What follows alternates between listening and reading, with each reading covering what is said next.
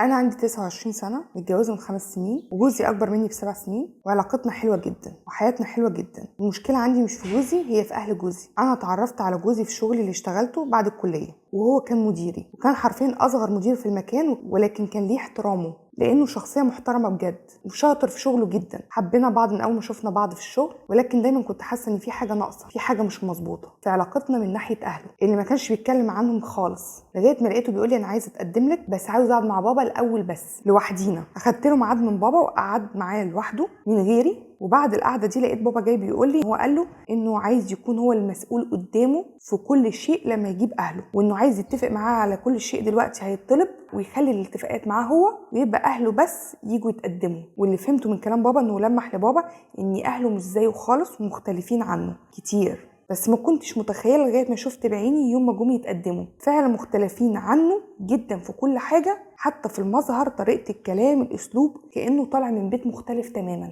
هو انسان راقي جدا ومتحضر، ولكن اهله عادي واقل من العادي، واسلوبهم مش زي اسلوبه ابدا. كانت صدمه لبابا وماما واخواتي وليا طبعا، وبابا ما اداش كلمه يومها زي ما كانوا متفقين، على الرغم انه كان معجب بيه لما قعد معاه اول مره. ولقيت بابا بيقول لي انا كنت هوافق عليه، لكن لما شفت اهله عرفت ان انت مش هتعرفي تعيشي معاهم يا بنتي، ناس مختلفين تماما عنه وعننا، وحتى لو هو مختلف عنهم ففي الاخر دول اهله. وعشان ما اطولش عليكي، عدت شهور كتير والموضوع رايح جاي لغايه ما بابا وافق، بس قال لي ما تجيش تشتكي بعد كده لاني انا اللي زنيت كمان. ولكن جوزي ساعتها وعدني ان يكون في اختصار تام ما بيني وما بينهم، وان هو ذات نفسه حابب ان يكون في اختصار، لانه عارف هو قد ايه مختلف عنهم، وهو الوحيد اللي كمل تعليمه ودخل كليه قمه واشتغل على نفسه كويس قوي في كل شيء، حتى في تصرفاته البسيطه. اتجوزنا وكانت كل حاجه كويسه، وما عملناش فرح كبير، عملنا على قد عشان ما يبانش الفرق الواضح ما بين العيلتين في الفرح. عشت معاه ايام حلوه وما خيبش ظني ابدا، زي ما عرفته قبل الجواز كان افضل كمان بعد الجواز. وفعلا كان في اختصار تام ما بيني وما بين اهله،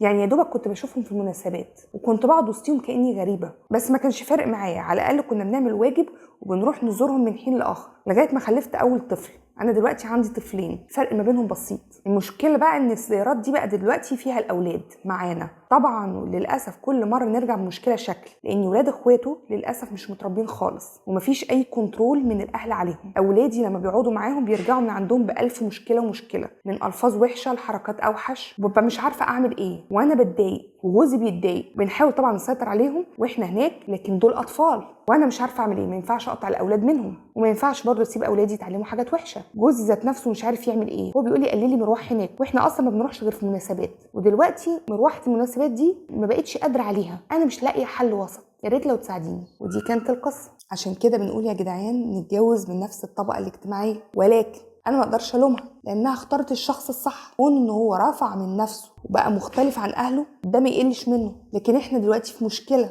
واللي اهم نقطه فيها هي مصلحه الاولاد. رايي انك ما تقطعيش الاولاد من جدهم وجدتهم، وممكن يزوروهم في اوقات مختلفه، ولكن اقطعي الاولاد عن ولاد اخواتهم. للاسف الحل ده مش افضل حل في الدنيا، لكنه اعقل حل في الدنيا، لان الاطفال دي بتكبر، واللي انت مش عاجبك دلوقتي اللفظ ولا الطريقه ولا الحركات، هيكبروا شويه وولادك اللي انت عامله عليهم كنترول معين، مربيهم بطريقه معينه، هيشوفوا على الناحيه التانيه مفيش كنترول تماما، في حريه في كل التصرفات، فهيميلوا للجانب ده. وشئتي ام ابيتي هتيجي في سن ما مش هتعرفي تعملي كنترول، وهيبقوا في علاقه وثيقه مع ولاد عمهم. وللاسف العيال زي ما بنقول بيعلموا بعض. فانت لو شايفه ان الولاد ولاد عمهم وجودهم مؤثر على سلوكيات اولادك، من حقك ان انت تحمي اولادك. لو انت بتتعاملي معاهم بطريقه معينه، حاطه لهم اطار معين في مستوى اجتماعي معين، من حقك ان انت تفصلي ده عن ده لمصلحه اولادك. للاسف هم هيكبروا مفيش